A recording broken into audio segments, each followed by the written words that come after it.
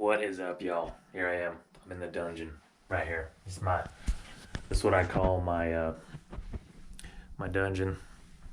It's my kids' little couch, their TV, Xboxes. I got my TV over here. It's usually got some YouTube on it while I do my editing and stuff.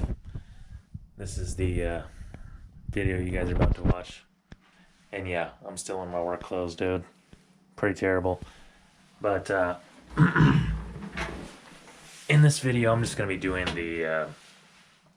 the fuel pump. So what I did is obviously when I went to the track, I thought I had it fixed, and it definitely wasn't fixed. So I replaced the pump, and the video's a little bit longer because I wanted it to be that way in case somebody wanted to replace their pump. Obviously, my ZL1 pump is going to be a little bit different. You'll kind of see in the video why. But if you do a fuel pump install on one of these things, at least you'll kind of have the knowledge to do so. So you kind of see how the video goes. I think it's like 30 minutes. It's a little long, but obviously this is a second part of me trying to figure the car out. And so obviously fuel pump issues. So the next one after this will probably be the rear end install, wiring the wide bands, because I got 2 in there now, and then actually getting the car sorted out. So thank you guys for joining. Thank you for subscribing if you have. If you haven't and you like the videos, please subscribe, and we'll catch you on the next one. Hell yeah. Peace out, y'all.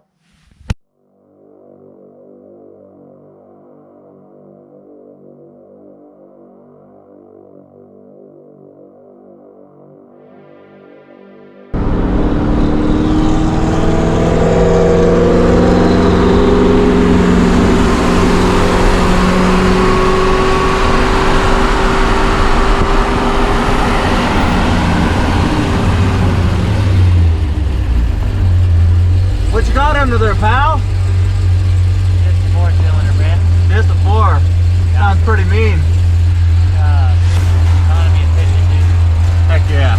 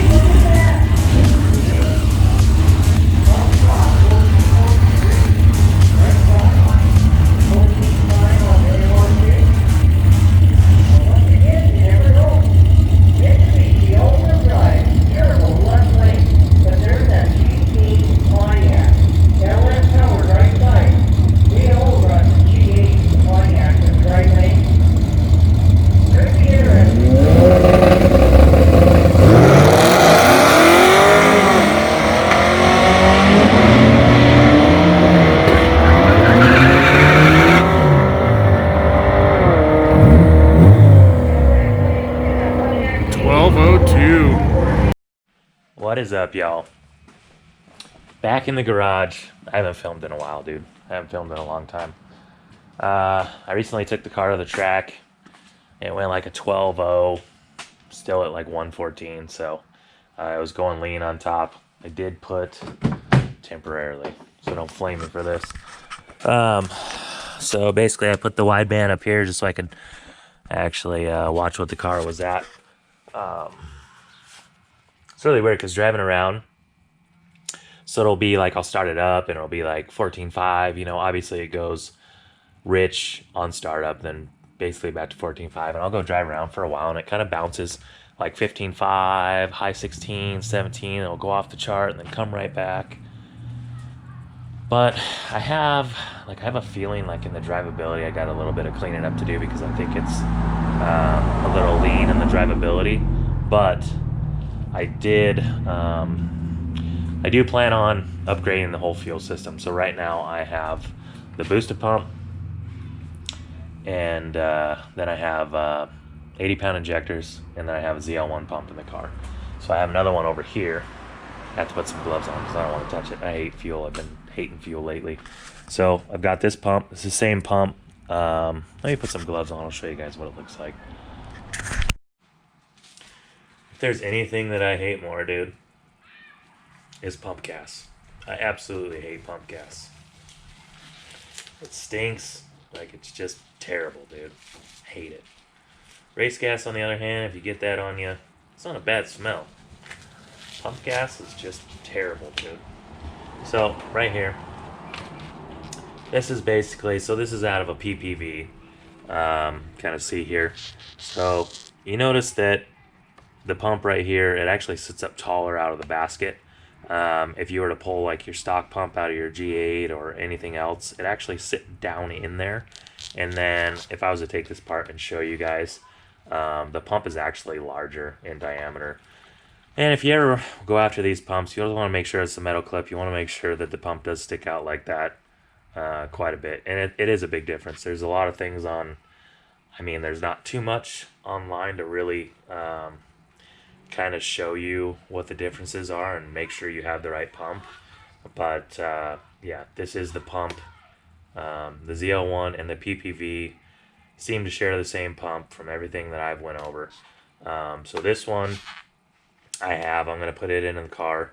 I'm going to take mine out, and then I have a feeling that my hob switch isn't working. So basically there's a switch that's screwed into the blower, and once it sees 4 psi, it like basically bridges and then puts a full 17 volts from the booster pump to this pump.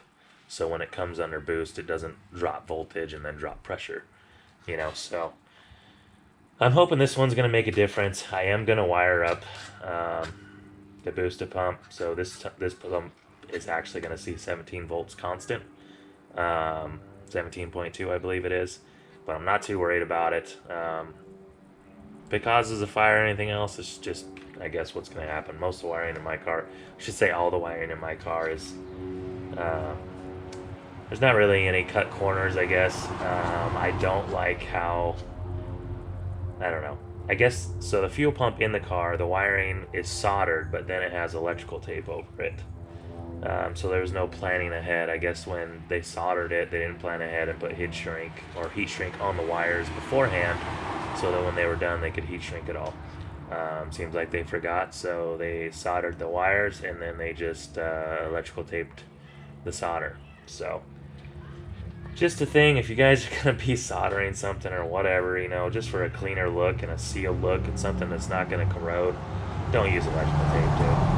So other than that, all the other wiring on the cars seems to be pretty legit. The wiring for the pump and everything else, the booster pump all seems good. But we're gonna get this we're gonna get the old pump taken out. I'm gonna show you that compared to this one, and hopefully I don't get a bunch of gas on me, because I absolutely hate pump gas, dude. Pump gas sucks. I really hate it. I could cover myself in E85 and any other fuel, and I probably wouldn't even care. But dude, you have pump gas on, you know, and you go clean, and then next thing you know, you're sitting there hanging out, and you just smell it. It's terrible. I hate pump gas. But anyways, we're going to get this other pump out, and I'll show you guys basically the one that comes out of it. We'll put this one in it. I'm gonna jump the hob switch in the car so we have constant 17 volts, and then we're gonna go drive it, see what happens. All right, so first things first, we got to disconnect the battery. So go back here, and it is a number 10. So just grab a number 10 socket.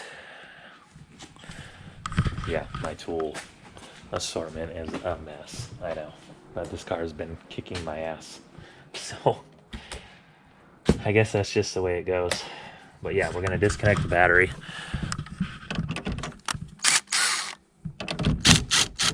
So we'll disconnect the battery. so you don't have any problems. And then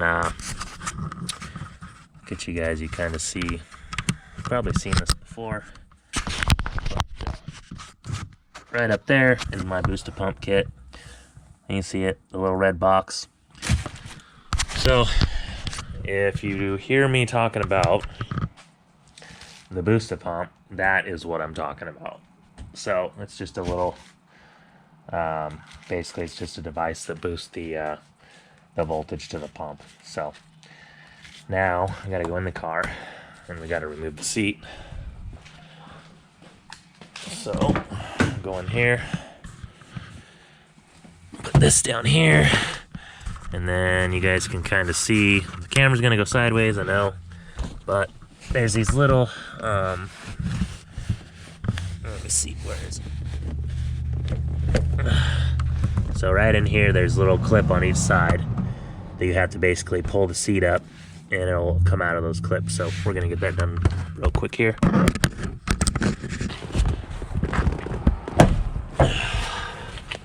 There's probably a better way to do that, but I just pull up on them and pull the seat out. And then you have these little clips right here that actually go up under the seat, so when you put the seat back in, you know.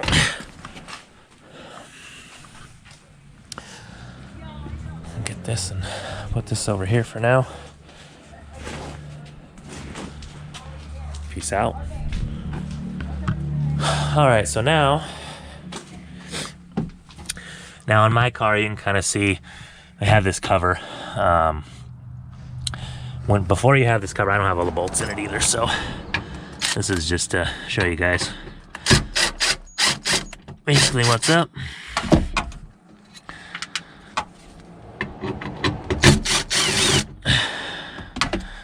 So this is just a cover that you can buy from G8 only. It's kind of a nice little piece. So if your G8 is stock, you need to cut out this hole. Otherwise, you have to drop the tank from the bottom and do everything. So it's easier just to cut this hole, buy the plate, put the plate on, and then you always have quick access. And this is all the wiring I was talking about. It is soldered, but they did use electrical tape to tape it all up, which kind of sucks. And I don't feel like taking it apart and doing it right now. I just want to get this thing running first. And like I said, when I do the dual pump setup, I'll redo all this wiring. So put these over here. I'm gonna put some gloves on, find a place for the camera, and we're gonna get that damn thing out of the car. All right, so let's see if we can do this in 53% of my battery life. Anyways, I'm gonna do this, take that connector off. And then some fuel may come out of this, depending on, my car's been sitting overnight, so there shouldn't be much pressure in here. You basically want to push down on this tab, pull it towards you, and then it should come off. And like I said,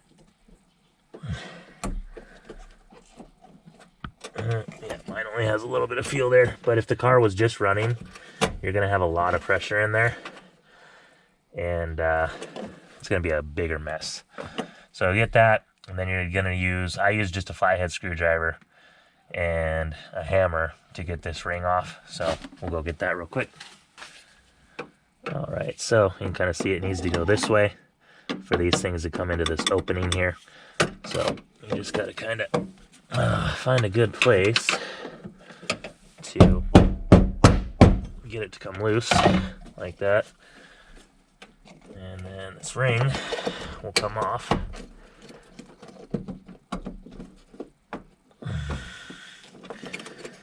Eventually, all these wires are really tight, and then you can push down on the pump a little bit to get this ring off. And my fingers are cold. It is about, I don't know, I'd say probably 40 degrees in my shop, dude. Pretty sick. That's why you're not going to see a lot of video from my shop, at least during the winter. So That's the only bad part about up here is once wintertime comes, this thing's gonna kind of fight you. These wires are just so tight, dude. I do not like this pump install. But everybody does things, whatever. Everybody does things differently. Some things are, everybody just has their own way of doing things. So, once you get that done, the pump usually presses down in here, and this little tab sits right in here.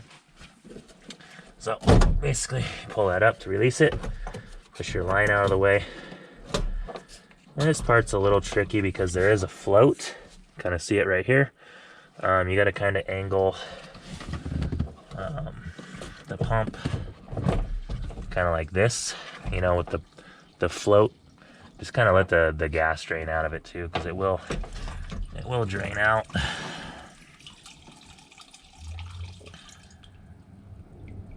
So we get that out, and then your float is here. Kind of pull that out of the way, and then the next thing will be this line right here. Disconnect that. Now yours isn't going to look like this if it's stopped. It's just going to be a single line to the bottom of the pump. It is going to look like that, but it's not going to, your pump's not going to look like this if it's stock. So we'll just let that chill there. And all this fuel that's excess will run down the side of the tank and under the car. So put that in there. It's kind of nice to have a bucket. All right, so we'll come back over here, and you can see what we're working with. Here's the pump out of the car. This is the ZL1 pump. Kind of see there, the pump sticks up. You got the little metal tab here. This is obviously different, as this is made to go on the stock system, to where the fitting pushes on just like the fitting we pulled off the top. Same concept down here. So, although on this side it's got a hose clamp holding it on. So you can kind of see, here's your, like I said, here's your ZL1 pump, here's your PPV pump. The numbers that are on the top of both systems are going to vary anyways. Seems like they're just going to, I don't know, unless you were to pull the pump out and actually check the number on the pump. But yeah. And then if you do take these apart, if you need to, this little clip will come out. I think I have a video I can kind of show you, but I did disassemble one of these before. But now we're going to put this pump in, and then we're going to wire the BAP up constant 17, and we'll see what happens. All right, so we got the PPV pump. You can tell that's different there. So if I was really high speed, I would go and make a line for this to go on here and just push on, but I'm not feeling very high speed today. I just want to see if it's going to work. Don't quote me if I'm wrong, but I think this pulls from the other side of the tank, but I could be wrong. I don't even know what this hose is for, to be honest. You can go ahead and put down in the comments what the hose is for. Just make sure that's on tight. So you're going to want to put that down in there, and then actually you're going to want to put the sending unit as well as that down in the tank at the same time. Same orientation you took it out. This will only drop in one way in the ring, so just so you know that. And then you do have your little O-ring here. If you do buy a new pump, you'll give you 2 new O-rings with your pump. So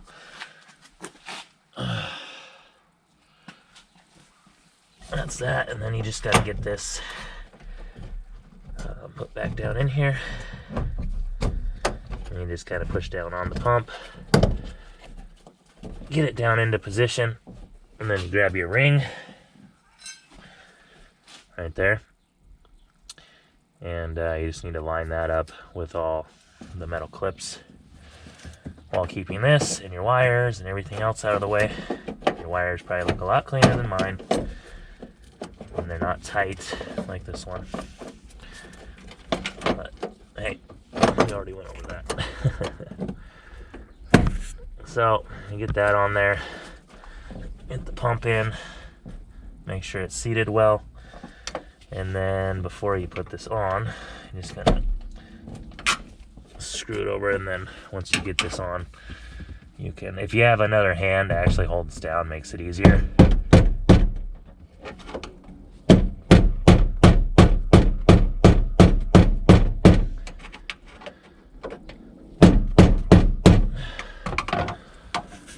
All right, and then we'll just take this. I should have cleaned all that fuel out before, but I didn't. It will evaporate eventually, but yeah, I'm just gonna get that off there. So you're gonna put this plug on there, that will snap on.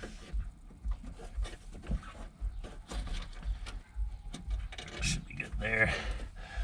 And then you have your plug. If you do buy the PPV pump, these little clips on the outside, so these two ridges up here, it's kind of like a triangle that goes up and fits in the inside of here. This plug doesn't have the cutouts on a PPV pump. They actually have extra notches, and I just kind of cut those off on each side. I'm kind of trying to show you on the other pump, so that way this would push on there. So it's kind of a pain to get on. So I'm gonna grab another screwdriver. Try not to break your clip, but get it on there, get it clipped in. Make sure all the wires are good there. God, I hate how those look, dude. That's just a fire hazard. Not really, but I feel like it is without being heat shrinked. But yeah, we're gonna send it.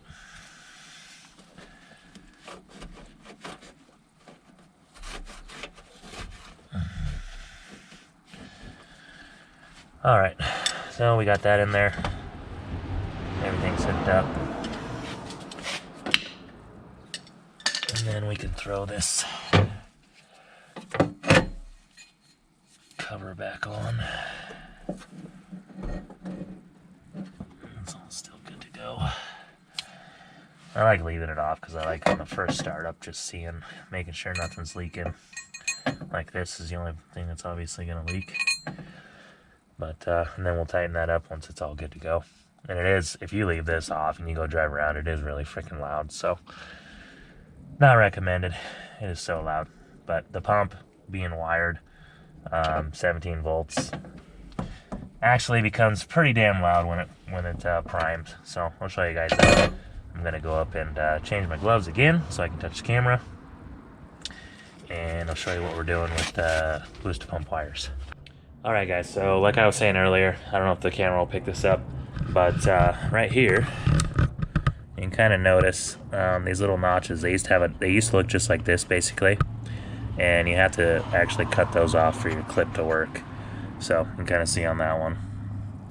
But yeah, here's my old one. This was obviously a new pump when I got it. It was actually ordered. My other pump is just a pump I picked up from the Sloppy Mechanics parts store, aka Junkyard, off of PPV, just because I wanted to see if it was going to work, and it's only temporary anyway, so I can drive the damn car. So we're going to get to these wires real quick. All right, guys, so on my car, this is how the booster pump is activated. There's a hop switch back here. It's got two wires running to it. Basically, when that switch sees 4 psi, it basically bridges the circuit, and then the pump gets the full 17 volts that way. But I feel like the hop switch is bad, so we're going to run the pump at 17.2 volts is basically the max output on the booster pump, and we're going to do that by just wiring those together, which they actually put in the instructions of the KENNE booster pump kit. You can run it that way. You just have to wire it across here, and then you're good to go. And you kind of notice this is a different line. I had some issues with a different fuel rail where I was gonna put a pressure gauge on here, which I did, and got that all on there. But we put it on there, welded it on, and it just kept leaking. So I bought a new rail, and we don't have fuel pressure on there anymore. So we will definitely probably get one on there soon, especially when they get the car turned up. But I'm gonna get those wires off. I'm gonna get them bridged, get them plugged back in. Then we're gonna get in the car, and I'll show you what it sounds like when it actually primes the system. And get this light turned off because it's really bright and it's early. But yeah, we're gonna get those wires, like I said, wired up, get that plugged back in, connect the battery again, and then we're gonna get the laptop in here. Wideband's already good to go, and we're gonna see basically what happens. We're gonna go for a little drive, kind of show you guys what the wideband's doing, kind of what I explained in the drivability tune. Might need some adjustment. I can't really see this pump being bad, but yeah, we're gonna do that, and I'll explain it when we get in the car. Oh yeah.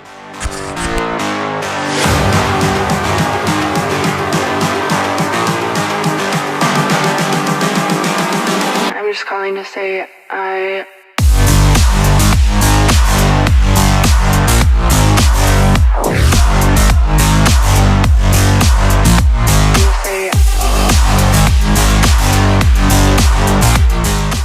Alright guys, so I got that done. We got the battery connected again.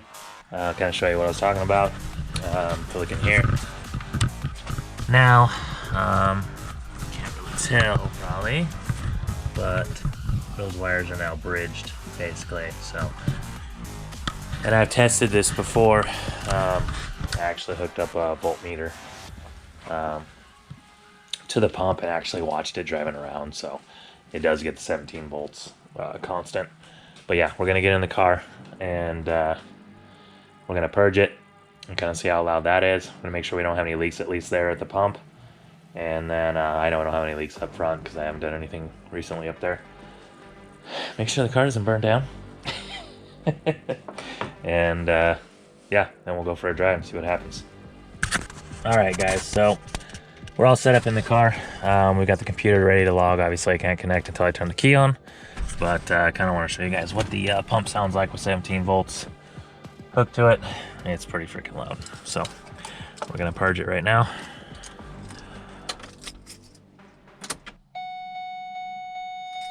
Actually, we're gonna hook the computer up before I actually purge it. And we do have the fire extinguisher down there, just in case. That is not large enough to really put out a huge fire, but at least we got it. So, we'll get this thing logging.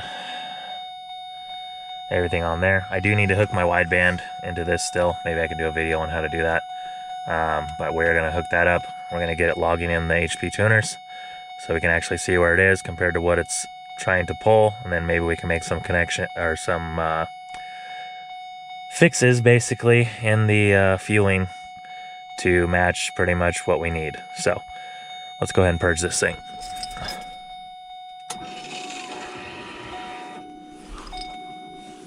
All right, so no leaks, and we'll start it up.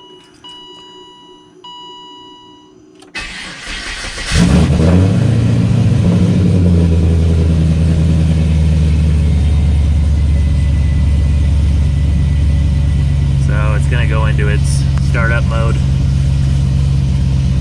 basically.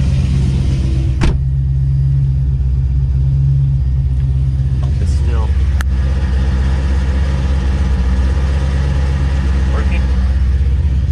I don't know if you could hear it through that, but yeah, we're gonna wait for the car to warm up. Obviously it's still in warm-up mode, and we will see what happens.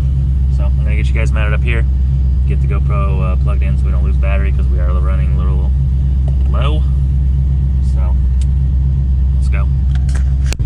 Got the camera kind of set up to where you guys can hopefully see the wideband. Big shout out to Hurricane Diesel. I go to a lot of places when I'm not dealing with the large OEMs and stuff like that. Gave me a free hat. Just kind of let me do all their shop supplies, so it's kind of cool. Bunch of cool guys. There's a guy there that actually bought a new R8. I think he's gonna go with the Sheepy built twin turbo kit, but pretty awesome. Anyways, Enough about my hat. Yeah, we're gonna, as soon as it gets warmed up, we're at about 122 degrees right now. So, just let it warm up a little bit more. You can already see that the wideband's already dancing into the lean. You know. And it could jump around a little bit, but I don't think it should. I don't know. It's just weird how it does.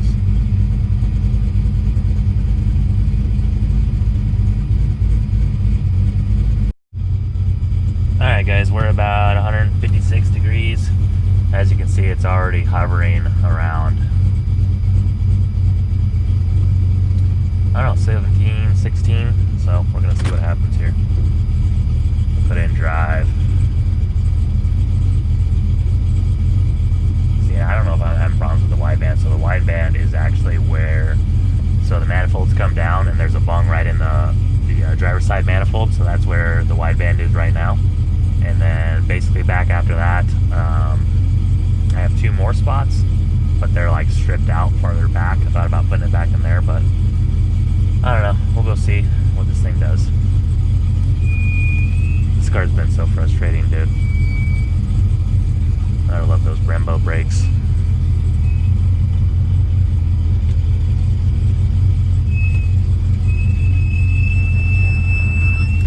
That is what they sound like. They've been hot several times, especially over this summer. A lot of street racing. A lot of like 140 plus slowdowns. So I know my rear pads are shot after that 4th of July burnout, so those need to get replaced next. I get it down here so you guys can actually kind of see what's going on. Camera might not pick up the wideband, but it's just 15, 6, 17 all time. It's never even getting to 14. It's like mid 15s, about the lowest it goes.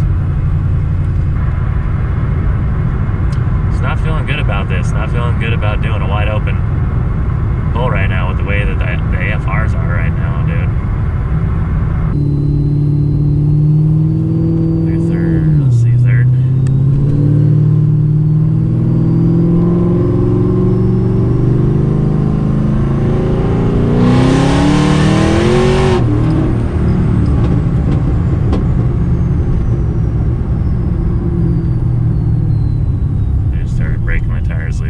Back there. So you can kind of see what I'm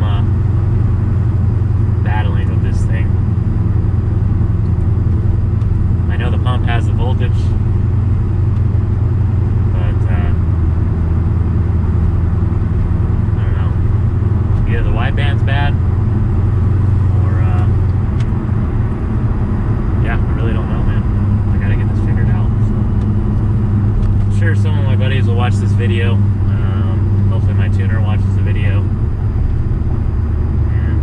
we gotta figure this thing out, because I kind of want to ditch this whole fuel pump, this whole system I got, go with like a Ford Innovations twin pump. You know, you got the filter, you got the return, fuel pressure, you know, regulator. Obviously we'll put a gauge on that. Probably have to get some fuel rails too. I know they make one that doesn't require aftermarket rails, but I know they make some pretty nice radium. Makes a pretty nice fuel rail for right around like $450. So for the LSA, which actually you can do the feeds in the front, returns in the back, and kind of Y off the return, you know, back to the tank. Kind of at a loss right now. Been fighting this car for the last 2 months. You know, everybody's like, oh, it's a fuel pump. It could be the fuel pump. It could still be the fuel pump. Without having a wideband in the car before to know what the hell the damn thing was running at. I just don't know, man. Like, I don't know. The wideband could be bad though.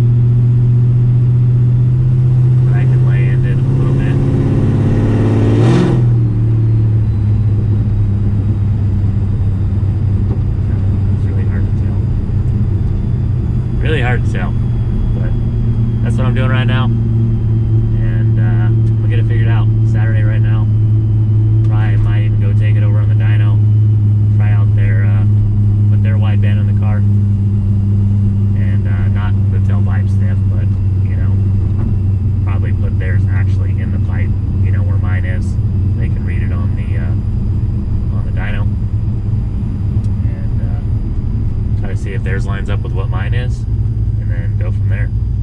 thanks for watching, y'all. I know it wasn't much, but we're gonna get this car figured out. I want to shoot for 800. That's what we're gonna do.